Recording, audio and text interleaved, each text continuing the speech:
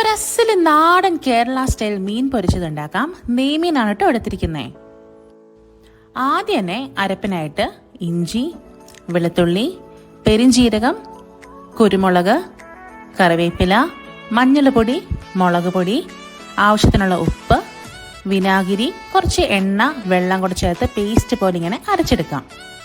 ഇനി ഇത് മീനിലേക്ക് ഇട്ടിട്ട് നല്ലോണം തേച്ച് പിടിപ്പിക്കാം. ഒരു 2-3 മണിക്കൂറെങ്കിലും മിനിമം ഒന്ന് മാരിനേറ്റ് ചെയ്ത് വെക്കാം. അല്ലെങ്കിൽ ഓവർനൈറ്റൊക്കെ ഫ്രിഡ്ജിൽ വെച്ചാലും കിട്ടലനായിരിക്കും. നല്ല ചൂട് വെളിച്ചെണ്ണയിലിട്ട് തിരിച്ചും മറിച്ചു വിട്ടുന്ന പാൻ ഫ്രൈ ചെയ്ത് കഴിഞ്ഞാൽ നമ്മുടെ നെയ്മീൻ ഫ്രൈയുടെ റെഡി. കുറച്ച് കറിവേപ്പിലയും കൂടെ പങ്കിക്കിടാം. കൂട്ടത്തിൽ ഇച്ചിരി സാമ്പാറോ മോരോ ഉണ്ടെങ്കിൽ